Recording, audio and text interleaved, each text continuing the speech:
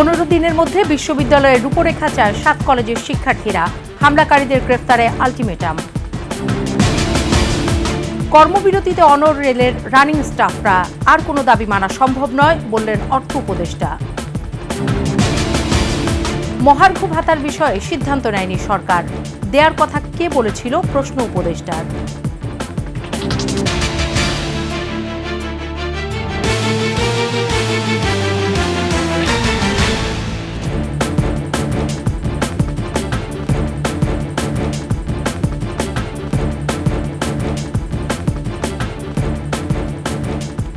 শুনছিলেন সংবাদ শিরোনাম। আমন্ত্রণ একুশের সংবাদে সাথে আছি সোনিয়া স্নিগ্ধা। দর্শক, একুশের টেলিভিশনের সংবাদ একই সাথে সরাসরি দেখতে পাবেন আমাদের ফেসবুক পেজ www.facebook.com/ekushe24 অনলাইনে। এছাড়াও সাবস্ক্রাইব করতে পারেন www.youtube.com/@ekushe ইটিভি চ্যানেলে। 7 কলেজকে বিশ্ববিদ্যালয়ে রূপান্তর করতে 15 দিনের মধ্যে রূপরেখা এবং 1 মাসের মধ্যে কার্যক্রম শুরুর আলটিমেটাম দিয়েছে শিক্ষার্থীরা। 24 ঘন্টার মধ্যে সংঘর্ষে জড়িতদের গ্রেফতারের দাবিও জানিয়েছেন তারা। বিস্তারিত তানজিলা তাসনিমের রিপোর্টে। 26 জানুয়ারি অন্তর্ভুক্তি বাতিলের দাবিতে আন্দোলনে নামে 7 কলেজের শিক্ষার্থীরা। আহত হয় বেশ কয়েকজন। 27 জানুয়ারি আন্দোলন স্থগিত করে তারা। অন্তত 45 জন শিক্ষার্থী হতাহতের শিকার হয়েছেন। মঙ্গলবার সংবাদ সম্মেলনে 7 কলেজকে বিশ্ববিদ্যালয় করে কার্যক্রম শুরু সহ 5 দাবি জানান তারা। ফের দেন আলটিমেটাম। শিক্ষা মন্ত্রণালয়ের গঠিত কমিটিকে আগামী 15 দিনের মধ্যে বিশ্ববিদ্যালয়ের রূপরেখা প্রকাশ করতে হবে। 1 মাসের মধ্যে রাষ্ট্রপতির অধ্যাদেশের মাধ্যমে বিশ্ববিদ্যালয়ের কার্যক্রম শুরু করতে হবে। সকল বর্ষের চলমান পরীক্ষা পূর্ব ঘোষিত রুটিন অনুযায়ী চলমান থাকবে। এর আগে সচিবালয়ে তথ্য উপদেষ্টা নাহিদ ইসলাম, প্রধান উপদেষ্টার বিশেষ সহকারী খোদা বক্স চৌধুরী এবং 7 কলেজের কয়েকজন প্রতিনিধির সঙ্গে বৈঠক হয়। পরে স্বরাষ্ট্র উপদেষ্টা জানান 7 কলেজের শিক্ষার্থীদের সব দাবি মেনে নেওয়া হয়েছে। তাদের যে কতগুলি দাবি ছিল এবং সমস্যা ছিল, এগুলি নিয়ে আমাদের পুঙ্খানুপুঙ্খানু আলাপ হয়েছে এবং আমার ছোট ভাই যেটা বললেন, এগুলি উনি যেটা বলছে এটা সবই ঠিক এবং এইভাবে আমরা এগুলির ব্যবস্থা নেব। সংঘর্ষের ঘটনায় ঢাবি প্রশাসনকে ক্ষমা প্রার্থনা এবং প্রভিসি মামুন আহমেদের পদত্যাগের দাবি মেনে নেওয়ারও আশ্বাস দেন স্বরাষ্ট্র উপদেষ্টা। সহযোগিতার আশ্বাস আমাদেরকে দেওয়া হয়েছে। তানজিলা তাসনিম, একুশে টেলিভিশন, ঢাকা। তবে শিক্ষা উপদেষ্টা ওয়াহিদুদ্দিন মাহমুদ বলেছেন 7 কলেজের অধিভুক্তি বাতিল সম্পর্কে কিছুই জানেন না তিনি। পরবর্তীতে এই কলেজগুলোর কি হবে সে সম্পর্কেও তার ধারণা নেই। এই ঘোষণা দিয়েছে এটা আমার সাথে আলোচনা করে তার ঘোষণা দেয়নি এবং আমার নিজের পরামর্শ ছিল যখন এই ঘটনাগুলো ঘটছিল, তখন একবারই আমার সাথে কথা হয়েছিল ফোনে। আমি আরেকটা মিটিং থেকে বেরিয়ে গিয়ে শুধু বলেছিলাম যে ওই কলেজগুলোর শিক্ষার্থীরা তাদের ভর্তির বিষয়ে, পরীক্ষার বিষয়ে যতগুলো অসুবিধা আছে যতদূর সম্ভব সেগুলো যেন নিরসন করা। মূল বেতনের সঙ্গে অ্যালাউন্স ভাতা যোগ করে পেনশন সহ বিভিন্ন সুবিধা নিশ্চিতের দাবিতে কর্মবিরতি পালন করছেন রেলের রানিং স্টাফরা। এতে দুর্ভোগে পড়েছেন যাত্রীরা। এদিকে ট্রেনের বিকল্প হিসেবে সারা দেশে বিআরটিসি বাস সার্ভিস চালু করেছে রেলওয়ে কর্তৃপক্ষ। অপরদিকে রেলের কর্মবিরতি কখন শেষ হবে সে বিষয়ে নিশ্চিত করে কিছু জানাতে পারেনি রেল উপদেষ্টা। মাহতাব মিনহাজের প্রতিবেদন। মূল বেতনের সঙ্গে মাইলেজ ভিত্তিতে রানিং অ্যালাউন্স যোগ করে পেনশন সহ বিভিন্ন দাবি আদায়ে রেলওয়ের রানিং স্টাফদের কর্মবিরতি। এতে সারা দেশের রেল চলাচল বন্ধ হয়ে যাওয়ায় চরম ভোগান্তিতে পড়েছেন যাত্রীরা। আমি আপনার আধা ঘন্টা যাবত আর কি বসে আছি এখানে সব মালামাল নিয়ে আসছি, এখন এসে শুনি ট্রেন চলবে না। রেলকর্মীদের দাবি, দীর্ঘ বছরের সুবিধাগুলো 2021 সালে হঠাৎ করে বন্ধ করে দেয় আওয়ামী সরকার। তাদের সুবিধাগুলো ফিরিয়ে দেওয়ার আশ্বাস দিলেই চলবে ট্রেন। আমাদের নতুন কোনো দাবি নয়। আমরা 160 বছর ধরে যে মাইলেজ সুবিধাটা আমাদের এই পেশায় পেয়ে আসছি, সেই সুবিধাটা বলবৎ থাকে, এটাই আমাদের দাবি। 21 সালের যে প্রজ্ঞাপনটা ওটা স্থগিত না, ওটা বাতিল চাচ্ছি।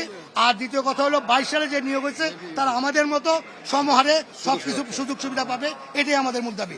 এমন পরিস্থিতিতে কমলাপুর রেলওয়ে স্টেশন পরিদর্শনে যান রেল উপদেষ্টা। কোন স্পষ্ট বার্তা না দিয়ে জানালেন আন্দোলনকারীদের সঙ্গে চলছে আলোচনা। আপনাদের সঙ্গে আলোচনার দ্বার খোলা আছে, তো যেটা দুঃখজনক যে এতগুলো যাত্রীকে জিম্মি করে এই ধরনের একটা মানে কর্মসূচি দেওয়া, এখানে তো কে সাফার করতেছে সাধারণ মানুষ। এদিকে যাত্রীদের সুবিধার্থে রেলের বিকল্প হিসেবে বিআরটিসি বাসের ব্যবস্থা করা হলেও পুরোপুরি কমেনি ভোগান্তি। বগুড়ার কোনো গাড়ি নাই, এখন যাতে হচ্ছে যে কোনো গাড়ি নেই, এখন রাজশাহী যাতে হচ্ছে। উনি তো অতটা চিনে না রাস্তাঘাট, এখন উনি যায় নামে ধরেন এক বেকায়দার ভিতর পড়ে যাবে, তখন তো যায় রাস্তাঘাট খুঁজেই পাবে না। ট্রেনে গেলে হয়তো বা তারা সরাসরি যেতে পারতো, কিন্তু বাসে ওই সুবিধাটা নাই। লোকোমাস্টার, সহকারী লোকোমাস্টার, সাব লোকোমাস্টার, গার্ড এবং টিটিইরা হলেন রেলের রানিং স্টাফ, যারা ট্রেন চালানোর সঙ্গে সরাসরি জড়িত। সারা দেশে রেলওয়েতে কাজ করছেন 17,000-এর বেশি রানিং স্টাফ। মাহতাব মিনহাজ, একুশে টেলিভিশন, ঢাকা। কমলাপুরে আছেন আমাদের সহকর্মী সিরাত আল মুস্তাকিম নিশান। আমরা এখন সরাসরি চলে যাচ্ছি তার কাছে। নিশান, কমলাপুরের অবস্থা কি? সেখানকার কর্মবিরতির সবশেষ অবস্থা আমাদেরকে জানান। স্নিগ্ধা, আপনাকে ধন্যবাদ।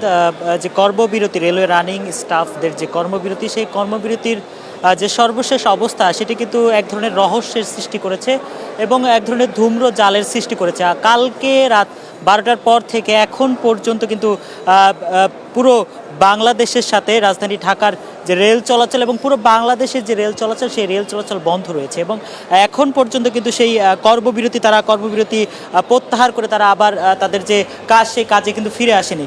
এর মধ্যে আমরা দেখেছি দুপুর 1টা থেকে এখন পর্যন্ত 3 দফায় কিন্তু বৈঠক হয়েছে রেল মন্ত্রণালয়, অর্থ মন্ত্রণালয় সহ তাদের যে শ্রমিক দলগুলো আছে, বিভিন্ন রাজনৈতিক দলের শ্রমিক দলগুলো আছে, তারা কিন্তু দফায় দফায় এই যে রেলওয়ে রানিং কর্মচারী যারা আছে তাদের সাথে দফায় দফায় বৈঠক করছেন, কিন্তু এখনও কিন্তু কোনো ধরনের সুনির্দিষ্ট তথ্য আমাদের হাতে আসেনি।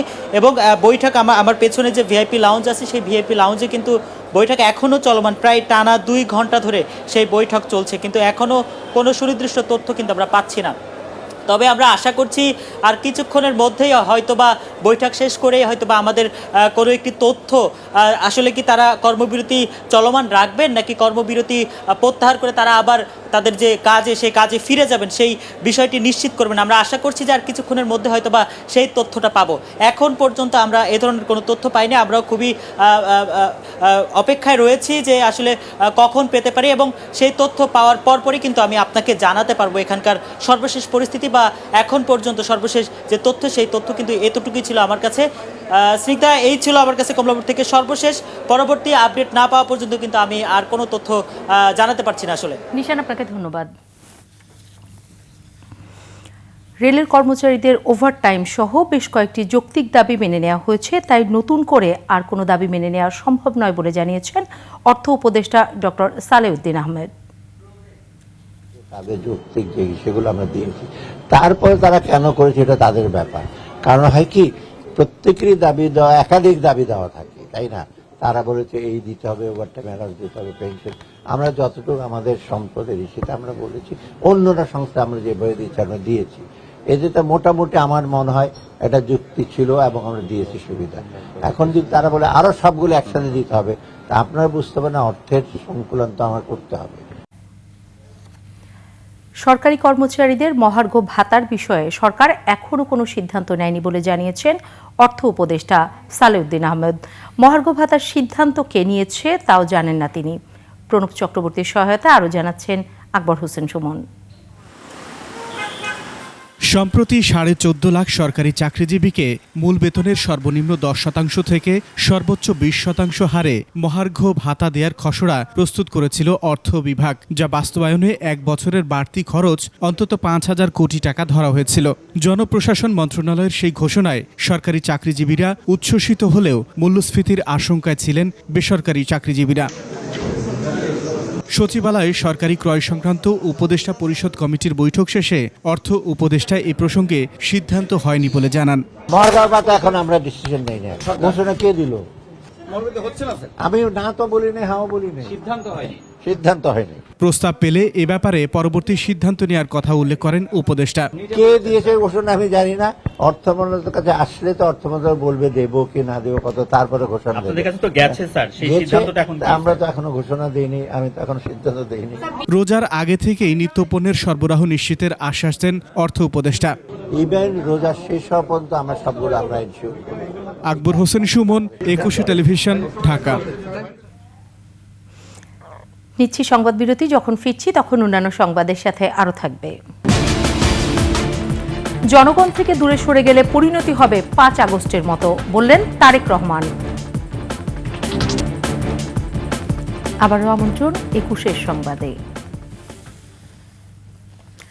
বাংলাদেশে সমুদ্র বন্দর ব্যবস্থাপনা ও নবায়নযোগ্য জ্বালানি খাতে বিনিয়োগের পরিকল্পনার কথা জানিয়েছে আরব আমিরাত ভিত্তিক 2 প্রতিষ্ঠান আবুধাবি পোর্টস গ্রুপ ও মাজদার। মঙ্গলবার রাষ্ট্রীয় অতিথি ভবন যমুনায় প্রতিষ্ঠান দুটির প্রধান নির্বাহীরা প্রধান উপদেষ্টার সাথে সাক্ষাৎ করে এই পরিকল্পনার কথা জানান।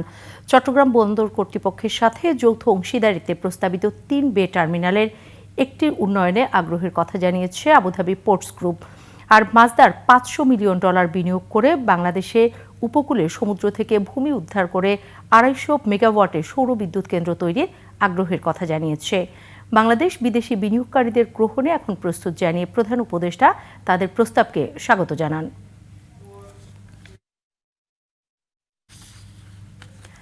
যে দল জনগণ থেকে দূরে চলে যাবে তাদের পরিণতি হবে 5 আগস্টের মতো বলে মন্তব্য করেছেন বিএনপির ভারপ্রাপ্ত চেয়ারম্যান তারেক রহমান। বিকেলে বাগেরহাট জেলা পরিষদ অডিটোরিয়ামে বিএনপির উদ্যোগে রাষ্ট্র কাঠামো মেরামতের 31 দফা ও জনসম্পৃক্তি প্রশিক্ষণ কর্মশালায় ভার্চুয়ালি যুক্ত হয়ে তিনি কথা বলেন। জনবিচ্ছিন্ন হলে, জনগণের বিরুদ্ধে, দেশের বিরুদ্ধে কাজ করলে কনসিকুয়েন্সেস বা পরিণতি কি হয়, ভাই আমরা 5ই আগস্ট দেখেছি না? আমরা 5ই আগস্ট দেখেছি। 5ই আগস্ট থেকে অনেক কিছু আমাদের শেখার আছে, 5ই আগস্ট থেকে অনেক কিছু আমাদের বোঝার আছে। কাজেই প্রিয় সহকর্মীবৃন্দ, আমরা 31 দফার কর্ম প্রশিক্ষণ আজকে করেছি। এই 31 দফার সাথে সাথে 31 দফা যেমন জনগণের কাছে নিয়ে যাব, 31 দফার মাধ্যমে আমাদেরকে রিয়েলাইজ করতে হবে, আমাদেরকে একটি বাস্তবায়ন করতে হবে। অন্তর্বর্তী সরকার দেশের সব শিক্ষা প্রতিষ্ঠানকে জামায়াতিকরণ করে ফেলেছে বলে অভিযোগ করেছেন বিএনপির জ্যেষ্ঠ যুগ্ম মহাসচিব রুহুল কবির রিজভী। তিনি বলেছেন, দেশের বিভিন্ন প্রধান বিশ্ববিদ্যালয়ে প্রদান করা হয়েছে জামায়াতের লোকদের। সোহেল সামি রিপোর্ট।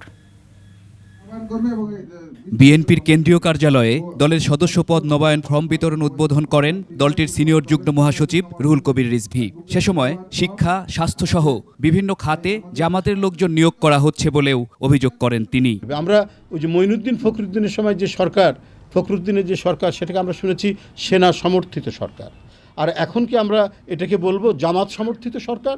শিক্ষা মন্ত্রণালয় এবং স্বাস্থ্য, এই দুইটা যেন একেবারে পুরোপুরি একটি বিশেষ রাজনৈতিক দল, তারা একেবারে তাদের নিয়ন্ত্রণের মধ্যে তারা নিয়েছেন। ক্ষমতায় না আসতেই বিএনপির উপর নানাভাবে কলঙ্ক লেপনের চেষ্টা হচ্ছে বলে অভিযোগ তার। আমরা রাষ্ট্র ক্ষমতায় নেই, কিন্তু তারপরেও যেভাবে আমাদের দিকে বাক্যবান এবং তীর নিক্ষেপ করা হচ্ছে, এটা তো অত্যন্ত দুঃখজনক। আওয়ামী ফ্যাসিবাদের কীট পতঙ্গরা, এই কীট পতঙ্গরা যাতে ঢুকতে না পারে, এই ব্যাপারে মানে খুব শক্ত নির্দেশনা আমরা জেলাগুলোকে আমরা দিচ্ছি। এর আগে সকালে বিএনপির প্রতিনিধি দলের সাথে সাক্ষাৎ করেন ব্রাজিলের রাষ্ট্রদূত। সে সময় দুই দেশের কৃষি, শিল্প, খেলাধুলা সহ অন্যান্য খাতে সম্পর্ক আরও জোরদার করা নিয়ে আলোচনা হয়। ফার্মাসিউটিক্যালসের কিছু রপ্তানি হচ্ছে, বাট আরও সম্ভাবনা আছে। গার্মেন্টস রপ্তানি হচ্ছে, সেখানে আরও বড় ধরনের সম্ভাবনা আছে। যে ব্রাজিলিয়ান কোচ নিয়ে এখানে আমাদের বাংলাদেশের ফুটবলটাকে আরও কীভাবে ইমপ্রুভ করা যায়। সোহেল সামি, 21 টেলিভিশন, ঢাকা। এবার আভিভা ফিন্যান্স লিমিটেড বাণিজ্য সংবাদ।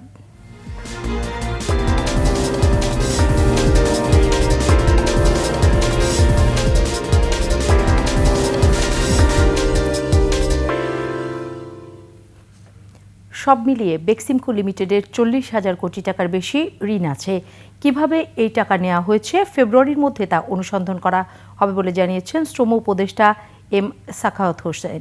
সচিবালয়ে বেক্সিমকো ইন্ডাস্ট্রিয়াল পার্কের শিল্প প্রতিষ্ঠানসমূহের বর্তমান শ্রম ও ব্যবসা পরিস্থিতি পর্যালোচনা সংক্রান্ত উপদেষ্টা পরিষদ কমিটির বৈঠক শেষে তিনি সাংবাদিকদের জানান, ফেব্রুয়ারি মাসের মধ্যে কোম্পানির সমস্ত বকেয়া প্রায় 550 কোটি টাকা পরিশোধ করবে সরকার।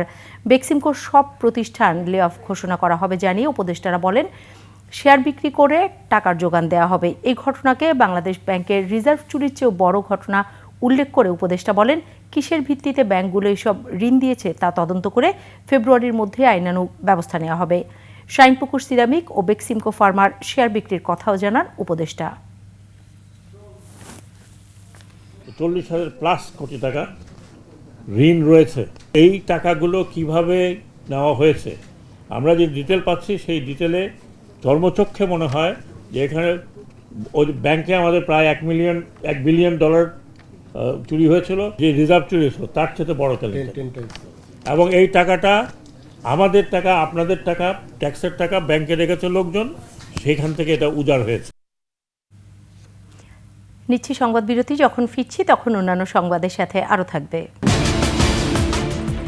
ক্যান্সার প্রতিরোধে রাশিয়ার টিকা পাওয়া যাবে সেপ্টেম্বরে। আবারও আমন্ত্রণ 21 সংবাদে। এবার সোনালী লাইফ ইন্স্যুরেন্স আন্তর্জাতিক সংবাদ।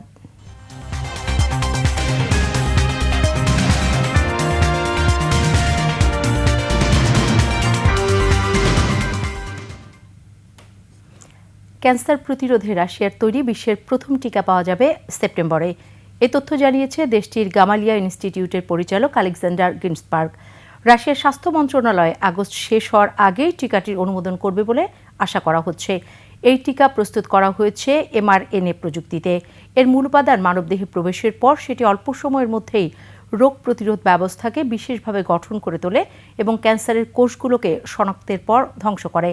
গামালিয়া ইনস্টিটিউট বিশ্বের শীর্ষ অণুজীব ও চিকিৎসা গবেষণা কেন্দ্রগুলোর মধ্যে একটি। এই সংস্থাটি করোনার প্রথম টিকা স্পুটনিক 5 প্রস্তুত করে।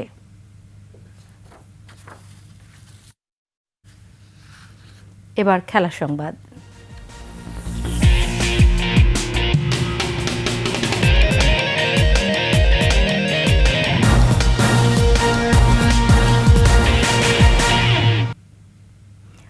সাঁতার, টেবিল টেনিস, ভলিবল, কারাতে, ভারোত্তোলন সহ 7 ফেডারেশনের অ্যাডহক কমিটি গঠন করেছে জাতীয় ক্রীড়া পরিষদ। ক্রীড়াঙ্গনের সংস্কারের অংশ হিসেবে 15 নভেম্বর 9 ফেডারেশনকে অ্যাডহক কমিটি গঠন করেছিল সরকার। 2 মাস 14 দিন পর আরও 7টি ফেডারেশনের অ্যাডহক কমিটি গঠন করা হয়েছে। এর মধ্যে রয়েছে সাঁতার, টেবিল টেনিস, ভলিবল, কারাতে, ভারোত্তোলন, শরীর গঠন ও ফেন্সিং। জাতীয় ক্রীড়া পরিষদের সচিব মোহাম্মদ আমিনুল ইসলাম স্বাক্ষরিত প্রজ্ঞাপনে বলা হয়েছে, সংশ্লিষ্ট ফেডারেশনের বিদ্যমান কমিটি জাতীয় ক্রীড়া পরিষদ আইন 2018 এর 21 ধারা অনুযায়ী ভেঙে অ্যাডহক কমিটি গঠন করা হয়েছে। শেষ করছি 21 সংবাদ। যাবার আগে সংবাদ শিরোনামগুলো আরও একবার। 15 দিনের মধ্যে বিশ্ববিদ্যালয়ের রূপরেখা চায় 7 কলেজের শিক্ষার্থীরা। হামলাকারীদের গ্রেফতারে আলটিমেটাম। কর্মবিরতিতে অনড় রেলের রানিং স্টাফরা। আর কোনো দাবি মানা সম্ভব নয় বললেন অর্থ উপদেষ্টা। মহার্ঘ ভাতার বিষয়ে সিদ্ধান্ত নেয়নি সরকার। দেয়ার কথা কে বলেছিল, প্রশ্ন উপদেষ্টার।